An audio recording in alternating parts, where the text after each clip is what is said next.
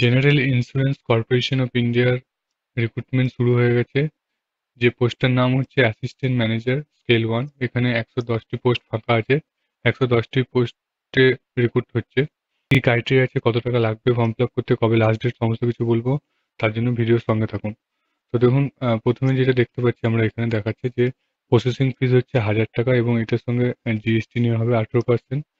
আর ST SC এবং physical candidate যারা আছে, ফিমেল ক্যান্ডিডেট এমপ্লয়, তাদের জন্য হচ্ছে কোনো পয়সা লাগছে না এখানে। পেমেন্ট করার অপশন বিভিন্ন রকম আছে।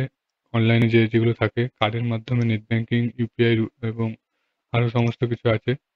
তো আমরা নিচের দিকে চলে এলাম। দেখুন শুরু হয়েছে কবে থেকে ফর্মটা শুরু হয়েছে 4/12/2024 থেকে এবং শেষ হবে হচ্ছে 19/12/2024-এ। আর যে এক্সাম ডেট সেটা 5/1/2025-এ শুরু হবে বলছে। এটা কিন্তু টেন্টেটিভ ডেট আছে, চেঞ্জও হতে পারে। এবং যে কল লেটার আছে, মানে এক্সাম দেওয়ার জন্য যে অ্যাডমিট কার্ড, সেটা কিন্তু এক্সামের 7 দিন আগে দিয়ে দেওয়া হবে, যেটা প্রতিটা ফর্মেই সেটা দেওয়া হয়। এবং এক্সামের যে ট্রেনিংটা আছে, প্রি রিক্রুটমেন্ট ট্রেনিং, সেটা শুধুমাত্র এসটি এসসি এবং ওবিসি এবং পিডাব্লিউডি ক্যান্ডিডেটদেরকে দেওয়া হয়।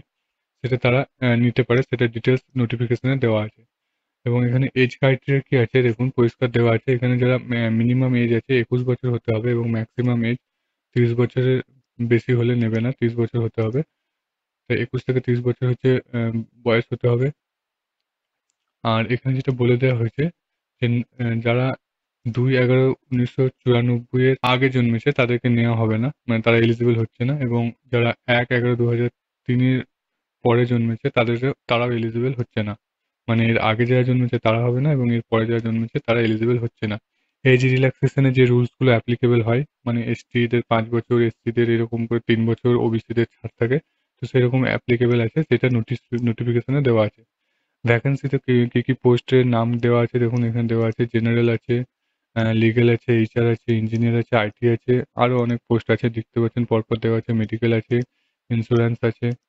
তো প্রত্যেকটা পোস্টের জন্য প্রত্যেকটা করে আলাদা করে তো ভ্যাকেন্সি খালি আছে এবং প্রত্যেকটা আলাদা করে কোয়ালিফিকেশন এখানে দেওয়া হয়েছে। যেমন জেনারেলের জন্য এনি ডিগ্রি লাগবে, মানে গ্র্যাজুয়েশন থাকলে, পাস থাকলেই হবে। এবং এখানে একটাই শুধু ক্রাইটেরিয়া, যেটা গ্র্যাজুয়েশনে কিন্তু 60% থাকতে হবে, এটা এখানে লেখা নেই।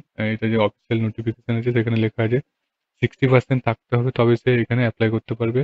আর যারা লিগ্যালের জন্য অ্যাপ্লাই করবে তাদের ল পাস হতে হবে, তবে সে অ্যাপ্লাই করতে পারবে। এইচআর যারা আছে তারা এনি ডিগ্রি হোক, মানে ডিগ্রি মিন্স হচ্ছে আপনার মানে গ্র্যাজুয়েশন, এবং সে যদি পোস্ট গ্র্যাজুয়েশনে পাস থাকে তাও সে এখানে করতে পারবে। ইঞ্জিনিয়ারের ক্ষেত্রে যেমন বিই বিটেক থাকতেই হবে, নাহলে হবে না। আইটির ক্ষেত্রেও সেম, বিই বিটেক থাকতে হবে, নাহলে হবে না। যে অফিসিয়াল ওয়েবসাইটটা, সেটার লিঙ্ক আমার ভিডিও ডেসক্রিপশনে দেওয়া আছে।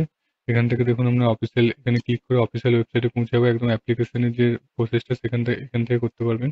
এবং যে নোটিশটা আছে, অফিসিয়াল নোটিশটা, সেটা আপনারা এখান থেকে ক্লিক করে দেখে নিতে পারেন। অফিসিয়াল নোটিশের যে পিডিএফ, সেটাও আমার ভিডিও ডেসক্রিপশনে দেওয়া আছে, ক্লিক করে আপনারা দেখে নিতে পারেন। এবং যে অফিসিয়াল ওয়েবসাইটে প্রথমে অ্যাপ্লাই কীভাবে মানে কীভাবে, কোথা থেকে করবেন, সেটারও লিঙ্ক আমার এখানে দেওয়া আছে। যেভাবে ব্যাংকের ফর্ম ফিল আপ করা হয় সেম প্রসেস।